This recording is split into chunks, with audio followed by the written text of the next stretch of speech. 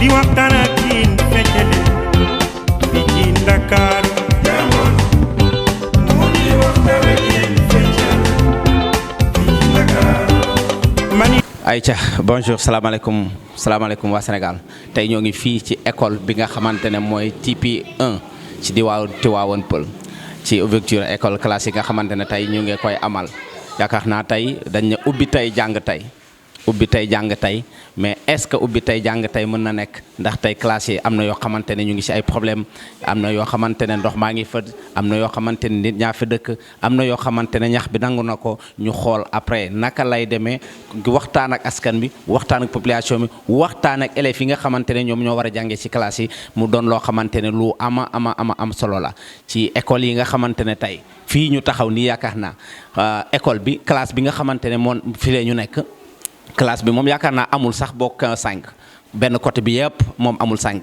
benn côté bi yëpp amul 5 ndox mi mu ngi fees del ci biir avec ça ñu ne ubbi tey jàng tey naka lañ ko dundee après ñu dem jéem a waxtaan ak population bi merci beaucoup.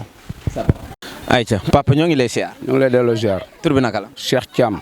Cheikh Thiam naka nga gisee tey ubbi tey jàng tey bi nga xamante ne wax nañu ko at classe yi nga xamante ne tey moo fi nekk ay jafe-jafe kese moo fi nekk ci commune de Tivaouane Peulh ñàkk korop yaakaar naa ñoo ngi école TP 1 je pense. TP 1 voilà naka nga gisee tey. waaw comme niñ ko gisee ñun ñëpp niñ ko gisoon doon ni nekk ay parents d'élèves nekk ay notable ci dëkk bi comme tout le monde. jël suñuy doom dugal leen fi pour ñu saako xam-xam pour ñoom ñi ne ci kaw bu ëllëgee suñuy doom àgg ci ñoom. fi ñu leen di daara leen samp war na nekk daara joo xamante ni mucc ayib lay doon. parce que ñi ngay gis ñëpp suñu ginnaaw ñuy kii li leen soxal daanaka boo ko dee xool day mel ni bëgg-bëgg yi. xaalis bi moo leen soxal. parce que normalement man li may wax toujours. bu fekkente ne woon tey ñoom dañoo xam ni école yi nii la mel avant ñuy ubbi bu ñu nee ubbi tey jàng tey 2 mois avant. ñu convoqué ñi képp kuy parent d'élève ñu ñëw ci école bi. ñu ni sax nañ leen cotiser ñu defaraat école bi kon ba nëgë ni école bi defaraat nañ ko. mais dafa mel ni lee moo leen soxal léegi sama ginnaaw ne muy inscription bi dajale xaalis bi doo xam fan lay dugg. ñu nekk ci ay jafe-jafe ndox mi seng yi dajee ko yow dugal nga fi sa bopp gis nga école bi ni mel amul ay zeng école yi buntu yi dajee ko na ay bunta nga ne li sama ginnaaw dajee ko loolu nga bëgg a jël nag say doom dugal leen fi ñuy jàng loolu mënta sotti kon loolu su amee li nga xamante ne si mooy daara yii yu ndawaan yii moom mooy jur daara yu mag yi ëllëg te ñoom ñi nga xamante ne ñoo ne ci kaw ngànk tey réew mi fii leen jaar ci école yu mel nii avant ñuy àgg ci kaw waaw kon ñoom bu ñu jaaree fii nekk ay rampant ba nëga ni war nañoo mën a xam ne école bu ci nekk war nañ ko mën a taxaw ak ña ngànk dëkk ba di préfet sous-préfet préfet monsieur le maire ak adjoint maire ak ñi nga xamante ni ñoo ŋànk dëkk bi yëpp ak les délégués de quartier waa autorité war nañu ma taxaw yëkkati seen loxo jooy ko ñu defar ko avant tout mais lii nii vraiment man rafetlu ma ko tey rafetlu ma ko ëllëg man nag samay doom ñoo ngi fiy jàng mënu ma leen fe bañ a jàngal ndax ma leen jël yóbbu leen feneen moyens yi matewu ko parce que amuñu moyen bu ñu leen yóbbu amuñu moyens yi jël leen yóbbu leen feneen ñoom seen i doom a ngi ci privé yi seen i doom a ngi bitim réew seen i doom a ngi feneen kon lii dañ ko mbubboo rek mais dunduñu ko ñoom man daal loolu laa ci gis quoi ay ca askan wi ñoo ko déggandoo gis ngeen ko parents d'élèves la tey mu ñu ngi fii école TP 1 yaakaar naa depuis Tivaouane Peulh jafe-jafe yu bari na classe yi ci boppam man dugg naa fa amul sax 5 dafa am classe yoo xam ne 5 sax amu fa am classe yoo xam ne boo fa tegee gaal mu dem ndax ndox mu bari ñu ne xale yi tey dañu ubbi tey jàng tey yaakaar naa ñu ngi lancé un appel sunu autorités yi nga xamante ne tey ñoo fi nekk ñu bàyyi xel bu baax a baax njàng meeg njàngale mi parce que lii mooy yorum réew ëllëg lii aussi moom mooy yorum askan wi ëllëg xale yii ci boppam ñooy màgg xale yii ñooy yori réew mi kon yaakaar naa war nañ leen a jéem a xool naka lañ leen war a mën a encadrer ci anam boo xamante ne bu normal lay doon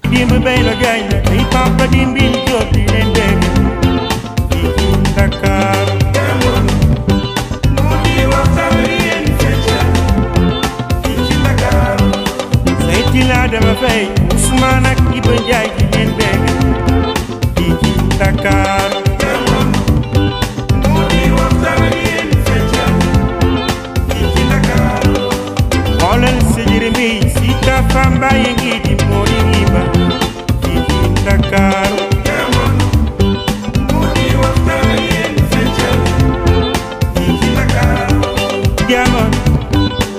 ñaar fukki at a ngi di leen dégg fii ci Dakar moo di waxtaan ak yéen feccal fii ci Dakar ma ni gaañi fii ci liin ma ni gaañi diglu leen yére ya fii ci Dakar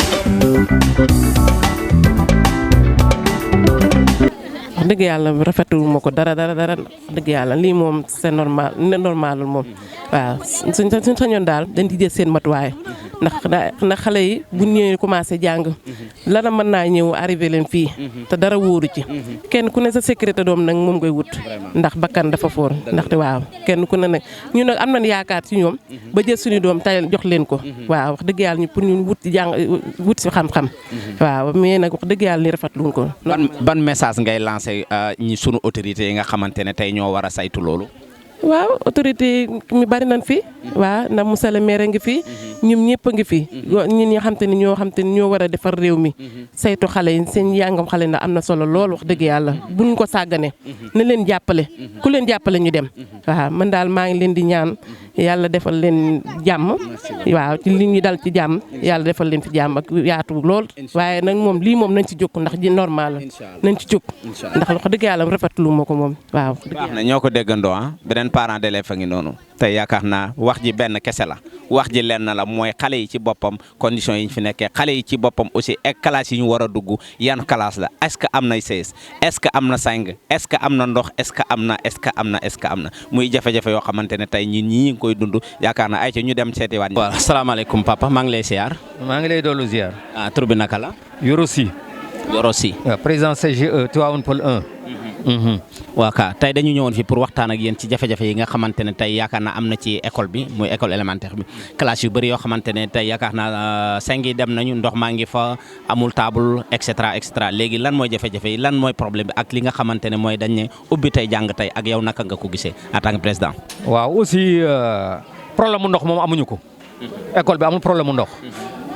daaw bi ñu ñëwee dañoo bëggoon liggéey école bi liggéey bu nga xam ne problème dootu fa amati mais loolu la ñu bëggoon li ñu amoon ak parents d'élèves yi def nañ ci li ñu mënoon bon léegi yàlla dogal na ren xam nañu hivernage particulier la ñu am du problème mu ndox la ñu am fii mais suñuy classe am na fi 5 classes yu nga xam ne presque dafa xaddeeku te loolu yow ni ngay dundee sa doom lu nga xamee ne lii mën a ko fee dugal doo fa dugal doomu jàmbur kon boog ci loolu la ñuy attelé wu nii jéem a seet pour école bi classe yëpp ñu mën leen a defar ñu nekk comme nuñ koy waxee rek suñu école la ndax école communauté bi la waruñu cee xaar kenn mais nag kun ci jàppale ñu jël école xam nañ ne aussi au niveau mairie war na ñoo mën a gën a jàppale ci gardien surtout waaw ndax aussi buñ ko waaw ndax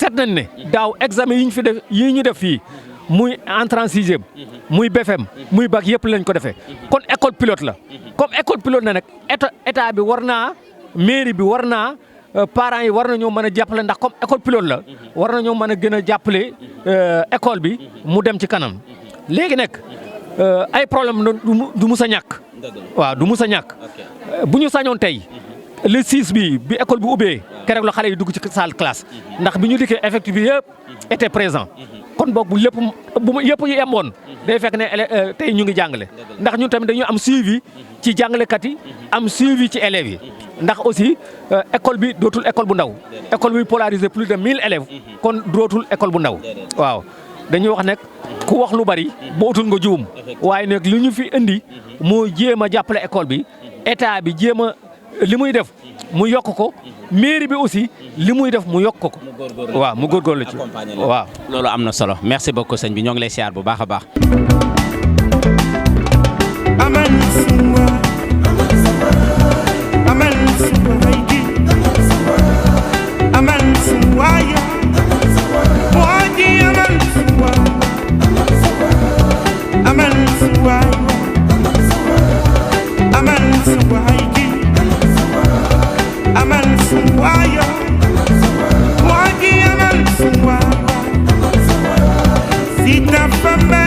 mbokki téléspectateurs yi tey ñoo ngi fii ci école TP3 depuis Tivaouane Peulh yaakaar naa élémentaire ci jafe-jafe yi nga xamante ne yaakaar naa am na ci école yi am na ci classe yi am na aussi ci njàng mi nga jàngale mi muy lan tey école yu bëri yoo xamante ne tey mu ngi ci dëkk bi ndox mi tey ñax mi tey classe yi seng yi dem nañu tey moo taxoon ñu def reportage bi nga xamante ne tey moom la ñu war a amal ci école yi nga xamante ne moo nekk fii si commune de Tivaouane Peulh Niaga-Niakoulrab te yaakaar naa kenn duñu ko wax kenn duñu ko nettali kenn duñ ko natable ay ñu déggu xool gaay ba xam.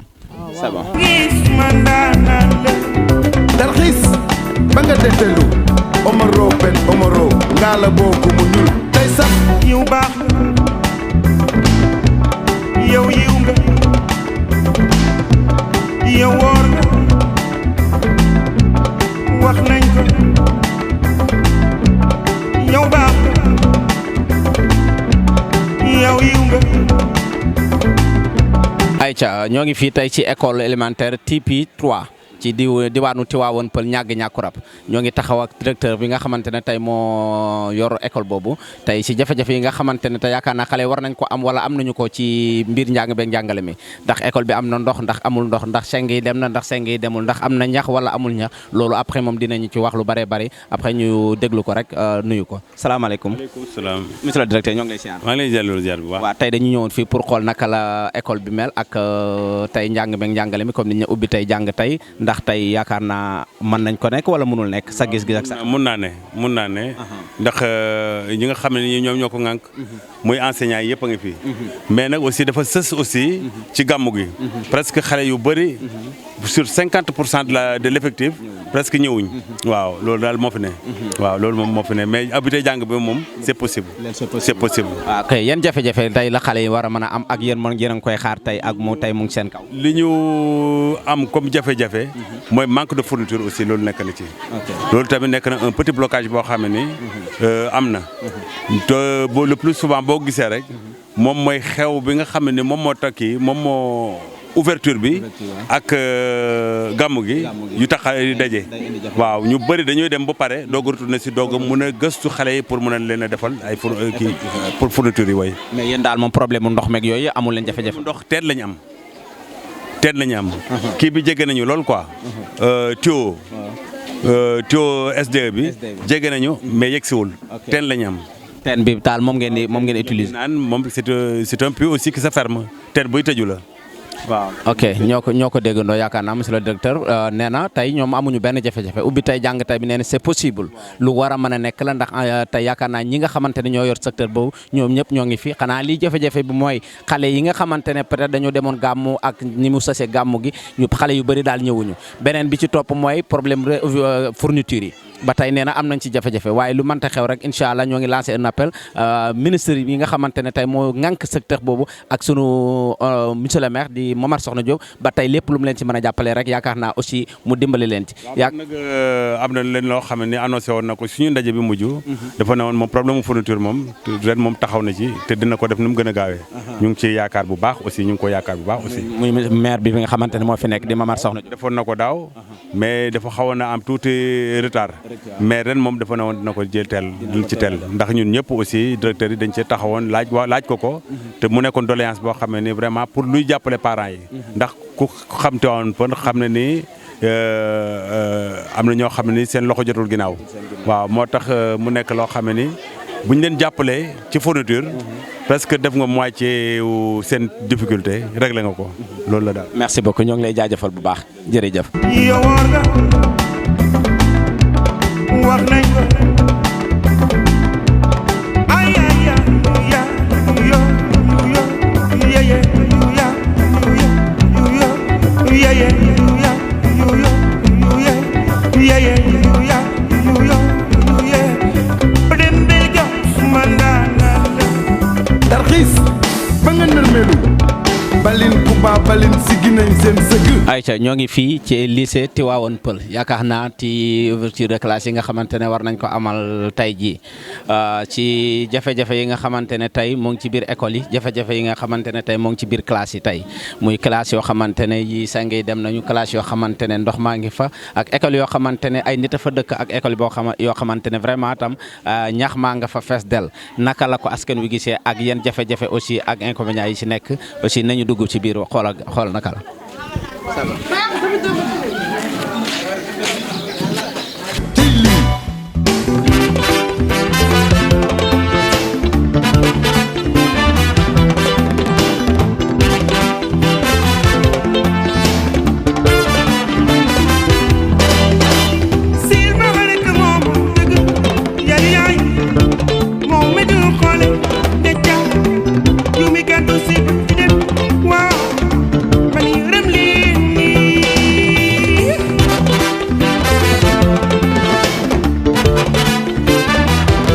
ngi fii ci lycée Tivaouane Peulh yaakaar naa ñoo ngi taxaw ak responsable bi nga xamante ne tey professeur Ndiaye ah. professeur Ndiaye. professeur Ndiaye laa tudd. ok merci beaucoup. professeur lycée Tivaouane Peulh. lycée Tivaouane Peulh. léegi daara joo xam ne. mu ngi am élèves yu jógee classe yu ndaw ba ciy mag maanaam dañ fiy defee 6e bu ñu jógee école primaire dañ fiy toog ba am bac. juróom-ñaari classe ñoo fi nekk. normalement lycée dañ ko waroon a séparer ak CM ndax CM la woon avant muy nekk lycée mais comme dañu bëgg a dimbale waajur yi xilifa yi aussi ci seen yërmande def fi lycée bi depuis 2014 la nekk lycée depuis 2015 lañ commencé di def bac donc man maa ngi fi yegg si octobre 2014 donc 2015 année boobu lañ njëkk a am ñu am ay bac fii depuis loolu nag amoon na ay jafe-jafe ci kaw lycée bi ndax lycée bi dañ ko war a def dañ ko am benn béréb bu ñu ko waroon def ñu koy wax côté Namora moo amoon jafe-jafe ndax am ñoo xam dañ fay béy di fa daaneel seen doole di fa def seen koom-koom ñu ne noonu mënuñ ko fa def ñu mujj nag kilifa yi inspecteur d'académie Mamadou Diop ci taxawaayam ak maire bi ak aussi ministère taxaw ñu changé bërëb bi def ko bëgg ko def boo jógee Tivaouane Peulh di ñëw am na tool bu nekk foofu juste foofu lañ ko def ci sa ndeyjoor foofu lañ ko toxal mais lycée bi nag tabaxaguñ ko ba léegi fii la nekk donc dañu am problème mu classe. mais terewul daal ba li ngeen war a def yéen a ngi koy def. ñu jàngalekat yi ñu ngi taxaw pour def seen liggéey ni mu waree. waaw dëgg la cours yi am na yu dox am na yu amul. mais terewul quand même ñu waaj nañu suñu jumtukaay yëpp pare nañ. defar nañ cours bi parents d'élèves yi aussi maa ngi leen di sant. ndax le samedi le premier. ñoom ñoo fi ñëw yendu fi nettoyer cours bi yëpp gis nga. lii yëpp ñoom ñoo ko defar. waaw ñoo ngi liggéey fii nga gis aussi toilette la yoo xam ne douche yu jigéen la. jigéen yi. lañ ko defal waa Banque mondiale. ñoom ñoo taxawu école yi. pour defal jigéen yi seen fu ñu demee seen gaanuwaay daal. pour mën kon daal su ma la déggee ubbi tey jàng tey bi loolu c'est lu mën a nekk. lu mën a nekk la mais li koy xaw a gàllankoor rek mooy problème mu nu mu tuddati kii élèves yi ñu andi yi. fii daa bëri xale yoo xam ne dañ fay tox waaw. xam nga bërëbu dëkkukaay yu bees la. ndax ñu bëri dañu jógee Pikine ñi jógee ay Guédiawaye ñëw fi. loolu mooy problème bi léegi nag ñooñu ñu ci bëri ba léegi ñu ngi fiy ñëw. transfert yi neexul a arrêté daal. yéen jafe-jafe actuellement moom ngeen fi jànkuwanteel yoo xamante ne daal bëgg ngeen ñu dimbale leen ci en tant que. bu doon yoon bi ni ñu def nii ren no amoon na tali. mu gën a baax ndax kon oto yi dinañu mën di ñëw di dem. waaw léegi am na mais charrette yi ñoo fi nekk ba léegi. waaw ensuite problème mu lanati aussi maanaam bu ñu amoon aussi cantine. foo xam ne xale yi dañ fa mën di añ. wala di ndekki ci lu xaw a yem. ndax am na ndimbal yu am yoonu ci yeneen dëkk yi Tëngéej loolu dina am solo ndax boo fi naree yendu te journée continue la ñuy def 8h ba 17h lañ fi nekk 16h30 xam nga loolu presque 17h léegi boo fi naree yendu lekkoo naanoo day xaw a métti te loolu daal bokk na ci jafe-jafe yi. merci beaucoup directeur ñoo ngi lay jaajëfal bu baax a baax vraiment. seen média maa ngi leen di ñaanal ngeen am ndam ci liggéey bi ndax xibaar aussi am na solo quoi xibaar aussi buy dalal xel yi am na solo quoi jafe-jafe am na mais warut a tere nit ñi jànkoonte ak moom liggéey jéem koo lijjante ndax waa ñàgg yi nga gis ñoom ren sax saafara nañ seen problème defal nañ leen fa ay classe inspecteur d'académie Mamadou Diop moom mi jiite njàngale mi defal na leen ay classe seconde ba dootuñu def ñëw mën nañ fa des seen classe. ñoo ngi fii tey ci CM de ñàgg yaakaar naa comme niñ ko waxee ubbi tey jàng tey est-ce que école yëpp mën na nekk est-ce que école yëpp mën nañ ubbi tey jàng tey est-ce que mënee na ko am naam amul mënee na ko mënee su ko nañu dugg ci biir xool école bi moom naka la def. inondation wala tey classe yi nga xamante ne élèves yi war a dugg naka la mel ak école bi nga xamante ne aussi moom la xale yi war a dugg aussi naka la mel sama réalisateur ñu dem c'est bon.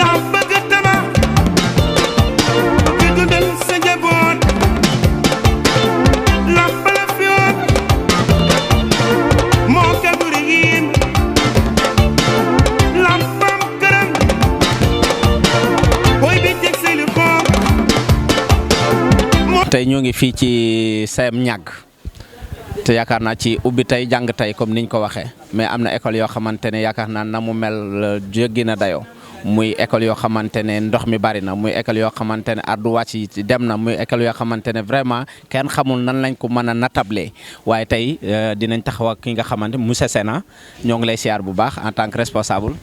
waaw ñoo ngi lay ziar.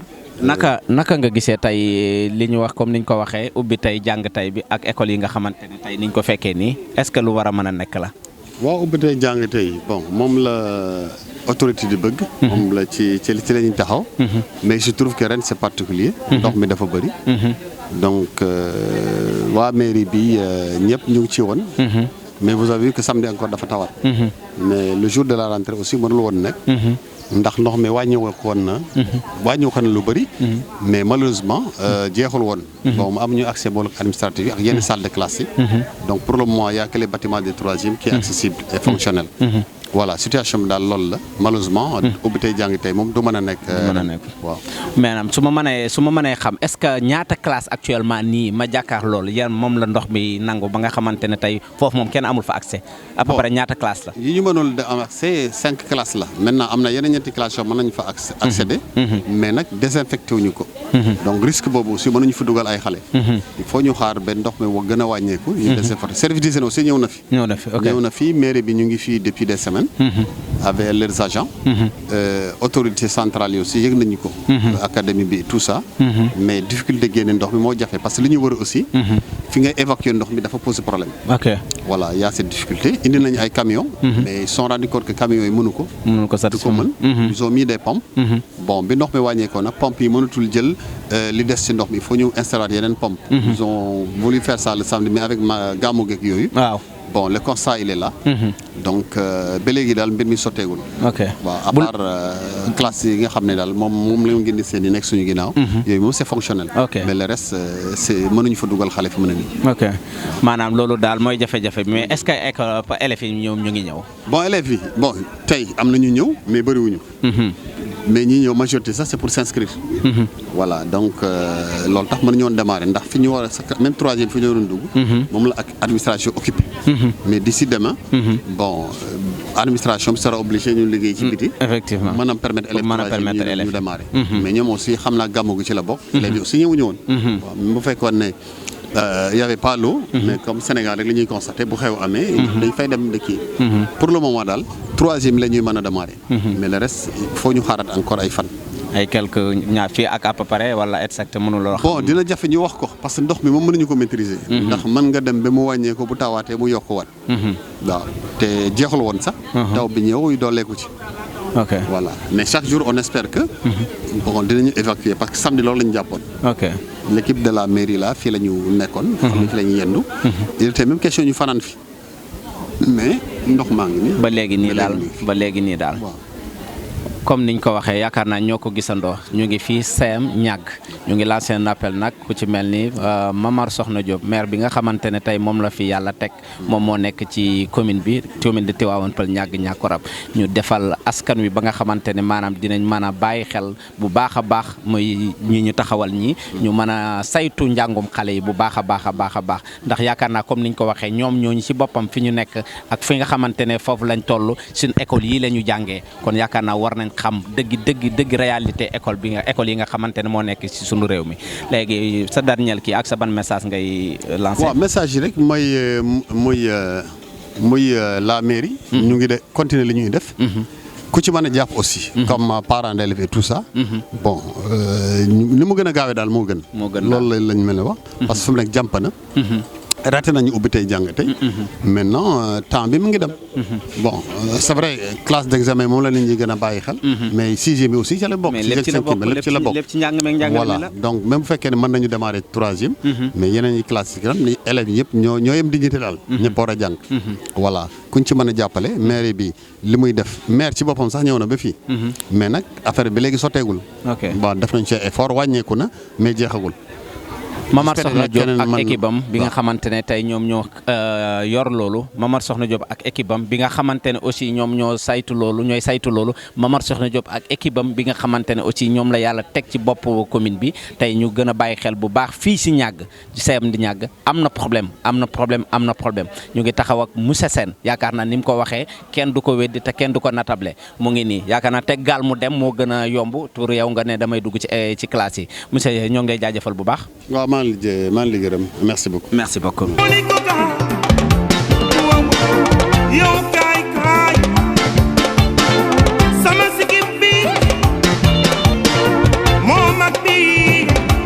ñoo ngi taxaw ak benn parent d'élève bu ñëwoon tey yaakaar naa ci CM de ñàgg yaakaar naa papa ñoo ngi lay nuyu. waaw ñu ngi lay ziar ñu ngi leen di fay bu baax a baax.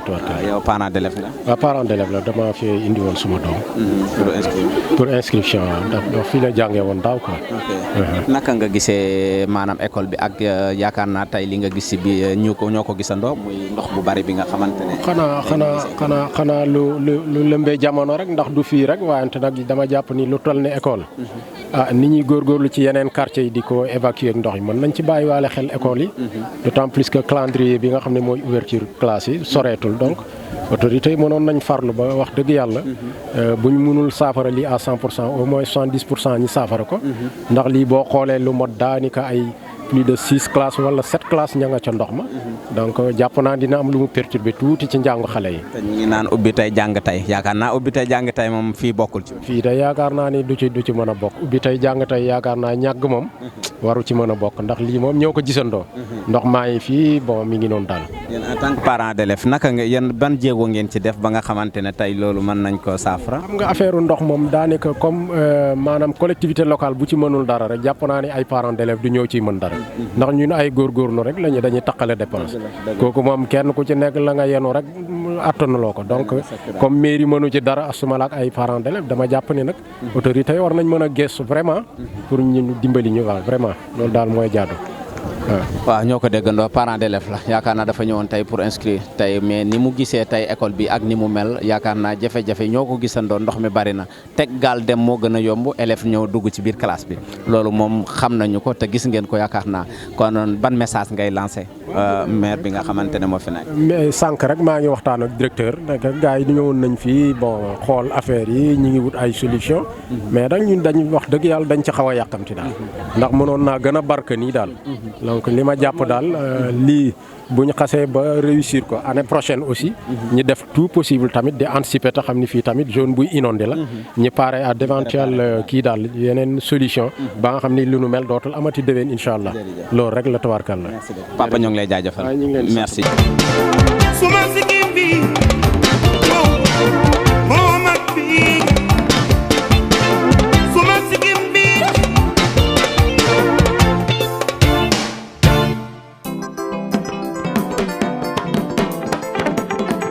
acca ba tey ñoo ngi ñàgg école élémentaire ñàgg 1 yaakaar naa tey comme niñ ko waxee ubbi tey jàng tey ndax mën na nekk ndax am na école yoo xamante ne ndox mi nangu na ko am na école yoo xamante ne ardoise yi dem na am na école yoo xamante ne ay nit ñoo ci dëkk ñu xool ndax dugg ci biir xool ndax école bii di ñàgg 1 élémentaire bi ci la bokk wala bokkul ci ay ca gars yi ñu dem.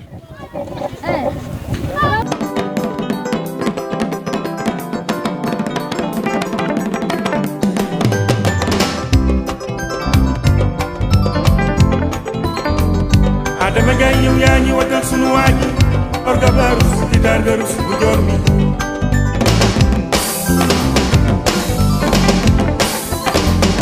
Adama Gaye yow yaa ñi watal sunu waaji orga barus di dar garus bu joor mi